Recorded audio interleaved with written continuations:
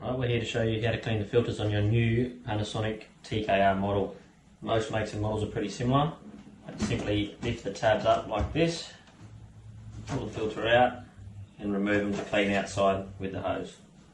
When hosing the filters, make sure to go from the underside, not the top side, to make sure nothing gets stuck in the filter.